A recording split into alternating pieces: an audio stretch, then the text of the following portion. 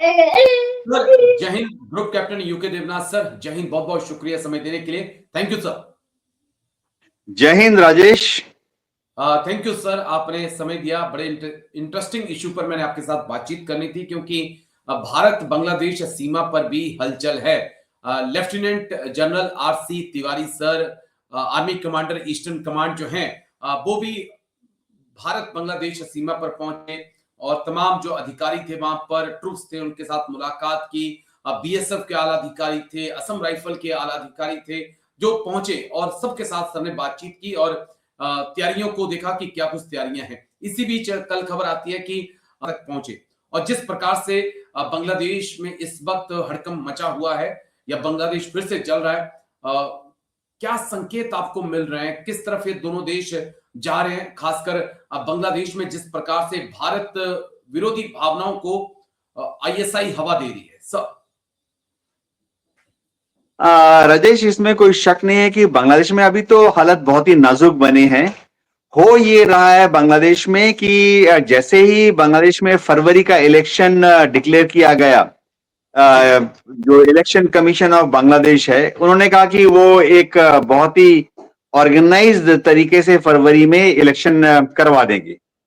दिक्कत ये आ रही है कि अवामी लीग तो उसमें पार्टिसिपेट नहीं कर पाएगी, उनको बाहर रखा जा रहा है। शेख हसीना भी नहीं जा पाएंगी, वो भारत में फंसी हैं।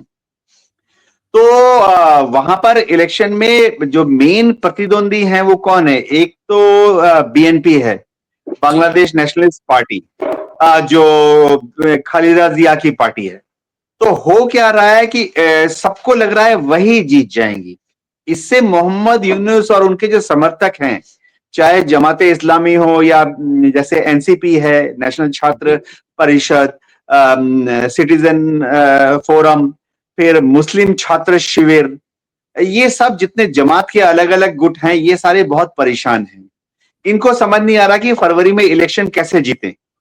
तो इनको लग रहा है कि इस इलेक्शन जीतने के दो ही तरीके हैं। एक तो है कि भारत विरोधी बयान दो, भारत विरोधी गतिविधियां करो, जिसमें कि चीन का समर्थन करो और पाकिस्तान का समर्थन करो शामिल हो जाता है जी। दूसरा तरीका यह है कि ये जितने धार्मिक रूढ़िवादी कट्टरपंथी ताकतें हैं, जमात है, जमाते इस्लामी है, मुस्लिम छात्र शिविर है, ये सब कोशिश कर रहे हैं कि हिंदू विरोधी भावनाओं को भड़काया जाए।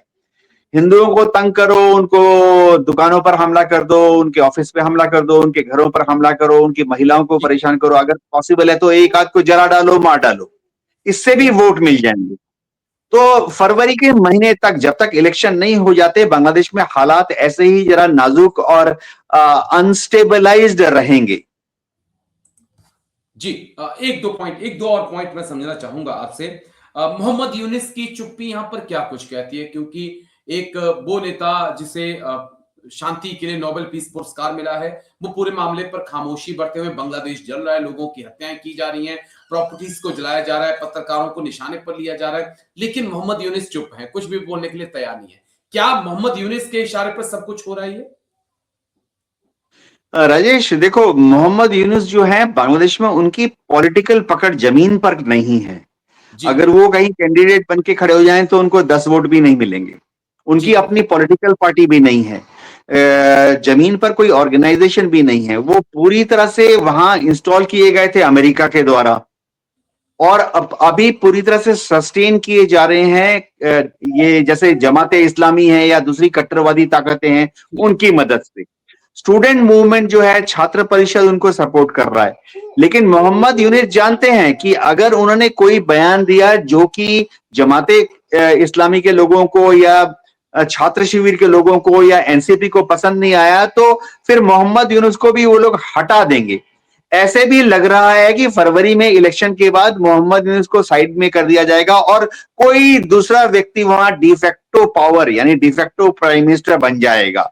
तो मोहम्मद यूनुस जो है चुपचाप रहते हैं, एक आध बार बयान देते हैं कि चलो ऐसा मत करो, वैसा मत करो, पूरा देश को एक साथ लेके आगे बढ़ो, हिंसा मत करो, आगजनी मत करो। लेकिन क्या पावर उनके हाथ में असल में है? शायद नहीं। वो वहां टिटुलर हेड है, यानी लगता है कि वो पावर में है, लेकिन असल में वो पावर में नहीं है। उनकी कोई नहीं सुनता, ना आर्मी सुन रही है, ना उनका गृह मंत्रालय, ना उनकी पुलिस।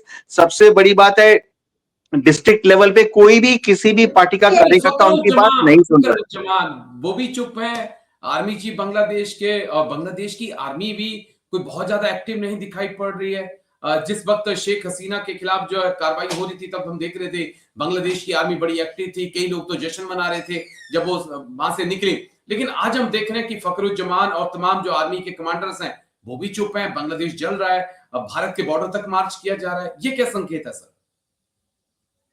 हाँ राजेश, देखो बांग्लादेश की आर्मी जो है वो जरा प्रोफेशनल आर्मी है। पाकिस्तान की तरह से वो सीधा राजनीति में नहीं कूदना चाहती है, लेकिन उनको मालूम है कि अब ऊंट किस करवट बैठेगा ये पता लगेगा फरवरी के इलेक्शन के बाद ही।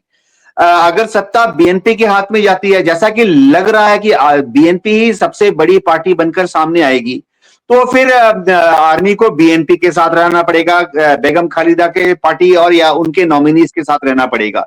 तो इसलिए आर्मी फिलहाल अपने पत्ते नहीं खोलना चाहती है। क्या आर्मी भारत विरोधी कोई कार्यवाही गतिविधि करेगी? ऐसा नहीं करेगी, क्योंकि वहां पर क्या आर्मी चीफ, क्या उनके lieutenant general, major general, colonel, brigadier, ज्यादातर ने ही भारत में कोई ना कोई ट्रेनिंग की है। अभी जो आईएमए से जो बैच पास आउट किया है, इसमें भी बांग्लादेश आर्मी के ऑफिसर्स आईएमए देहरादून से पास आउट हुए हैं। तो इन बांग्लादेश की आर्मी में भारत विरोधी सेंटीमेंट बहुत कम है, ना के बराबर है। जी दो दो पॉइंट मुझे और समझाइएगा। क्या ये जो इस वक्त हादी हसन की जो मौत हुई और जिन्हें गोली मार दी गई, इसके पीछे हम, और जिस प्रकार से इस वक्त भारत विरोधी भावनाएं जो हैं उनको भड़काया जा रहा है, हम क्या इसके पीछे आईएसआई को देख सकते हैं कि वो चाहती है कि बीएनपी को साइडलाइन करके कुछ ऐसा माहौल बनाया जाए ताकि जमात जो है वो पावर में आ सके?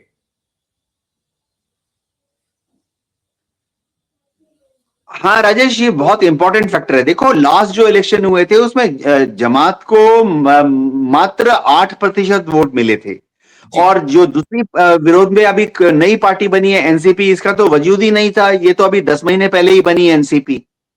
तो हो ये रहा है कि वहां पर आईएसआई बहुत एक्टिव है। वहां पर बांग्लादेश में जो पाकिस्तान का हाई कमीशन है, वहां पे आईएसआई ने अपने एक ब्रिगेडियर, 2 कर्नल और एयरफोर्स से एक विंग कमांडर और नेवी से एक कमांडर को पोजीशन किया हुआ है वहां पर। इनका एक ही टूल किट है कि जैसे इन्होंने पाकिस्तान से अफगानिस्तान को कंट्रोल करने की कोशिश की, उसी तरह से अब ये कोशिश कर रहे हैं कि ढाका में बैठे बैठे ये किस तरह से बांग्लादेश को कंट्रोल करें भारत विरोधी गतिविधियों के लिए। तो ये जो आईएसआई का टूल किट है, इसको सपोर्ट कौन दे रहा है? जमात और दूसरे जो धार्मिक पार्टियां हैं, मुस्लिम कट्टर पार्टी, कट्टरवादी जो फोर्सेस हैं, वो उनको सपोर्ट कर रही है। अभी जैसे उस्मान हादी को मार दिया गया है, अभी तक कोई संकेत नहीं मिला कि उसको किसने मारा है। हाँ, बांग्लादेश में कुछ लोग हैं, वो एक मिसलीडिंग कैंपेन चला रहे हैं कि भारत ने उसको मरवा दिया, रॉ ने किया, और मारने के बाद वो लोग भाग के गुवाहाटी में आ गए हैं। लेकिन ये सब स्क्रिप्टेड कहानियां हैं। असल चीज है कि वो अपने इंटरनल फाइटिंग में ही देखो, छात्र गुट जो हैं सारे एक साथ नहीं है। बाहर से दिखने में लगता है कि सब लोग एक साथ हैं, लेकिन उनके अंदर छोटे छोटे तहखाने में छोटे छोटे गुट हैं, ये आपस में टकरा रहे हैं।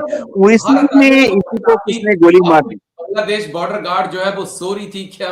बांग्लादेश गार्ड, बॉर्डर जो भी है, बॉर्डर गार्ड बांग्लादेश, वो सो रही थी? आपकी पुलिस क्या कर रही थी? क्या इतना आसान है कि ढाका में किसी को मार के वो भारत पहुंच जाए? बस एक आखिरी सवाल,